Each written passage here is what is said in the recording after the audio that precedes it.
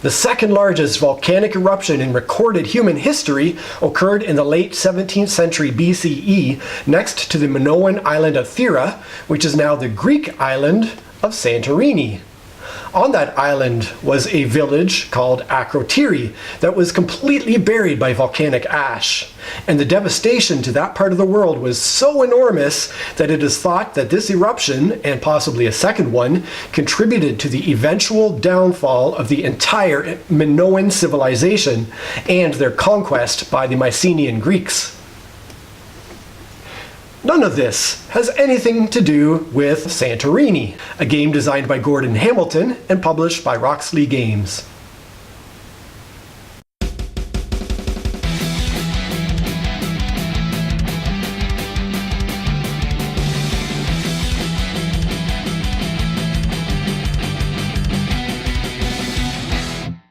Since I did bring it up, before I go on and talk about Santorini, I will mention that Akrotiri is a really great game for two players who do not suffer from analysis paralysis when faced with a very large decision tree.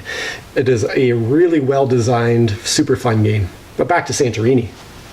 Check this out. I borrowed the game from my local public library. How cool is that? Anyways, let's show you the game. Learning how to play couldn't be simpler. A player simply chooses one of their two workers. The first thing they have to do is they must move that worker exactly one space, either orthogonally or diagonally. If they're moving up, they can move up one level, but not more than one level at a time. However, if they're moving down, they may move from any height down to the space next to them. After they have moved one space, the next thing they must do is they must build a block either orthogonally or diagonally next to that worker. So if it's a level 2 block, they build up level 2. If it's a level 1, they do that. And it doesn't matter how high they're building as long as the block is next to the worker that just moved. The ultimate goal here is to be the first player to take one of their workers and step upwards from the second level to the third level of a building. The instant a worker steps up to that third level, that player has won the game. However, the other player can use their workers to try to cap a third level that is at risk of providing that end game condition, and now no one can step up to that third level. So players are both attempting to build buildings that are going to lead them to victory, while at the same time trying to block their opponents with these capping blocks, or even by building up levels that their opponents cannot walk up to immediately in order to slow their progress. So there's a constant push and pull of trying to achieve your victory while blocking your opponent from achieving theirs.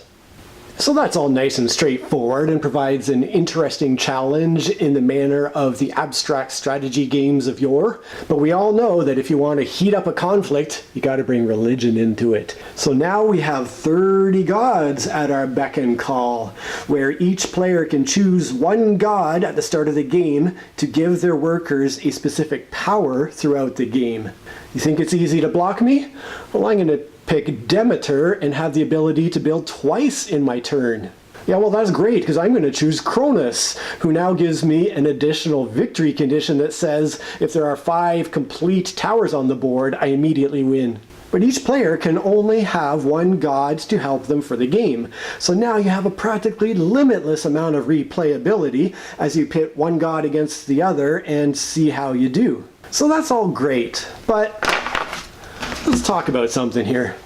Here we are at each other's throats, trying to move upwards in the world as we push our opponent down and try to hinder their upward mobility progress. But what I'm saying is, look, we have skilled workers, we have lots of space, we have an almost endless supply of raw materials. Why don't we just work together and help each other rise upwards in the world? Gonna build up my tower. Oh, here, let me help you with that. Oh, thanks. Oh, there we go. All right, well, now looks like your turn to build something. Here, allow me. Oh, gee, thanks. Oh, there we go. Isn't that nice? Hey, look, now you can get up to your third level. Oh, but wait, allow me to help you out with your level. Here, I've got it. All right, there's our third level. Now Now you can go up. Oh, please, I insist. After you. Oh, okay. Let's go up together. All right. I'll move out of your way. Okay, here I come. Oh, look. We're both up there. It wasn't that nice. Sure was. Hey, what is that? What's what? What?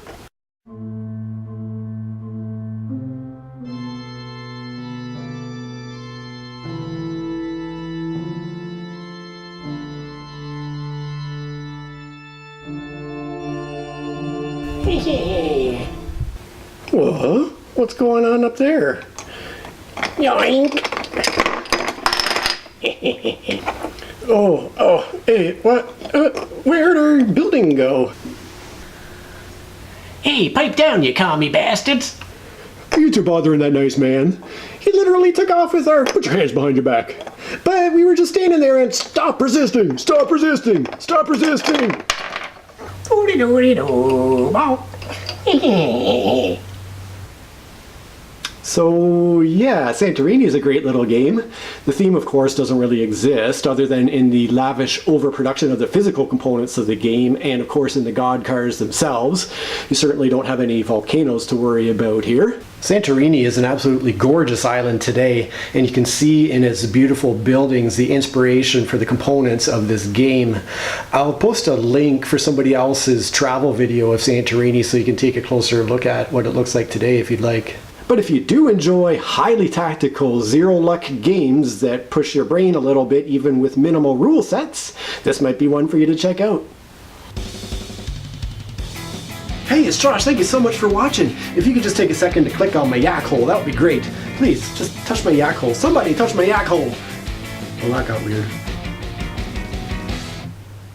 Testing, testing, 1, 2, 3. Did I already do a sound check? I think I did. None of this has anything to do with Akrotiri. None of this has anything to do with Akrotiri.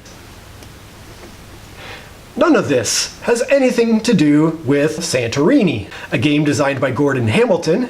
I will mention that Akrotiri is a really, really great game for two players who do not suffer from analysis paralysis when faced with a Don't forget to breathe.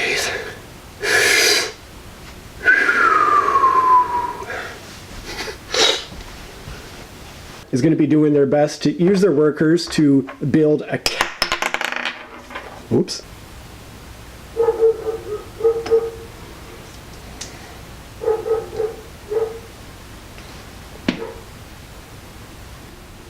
However, we have nearly Emmett. But if you do, their ultimate goal is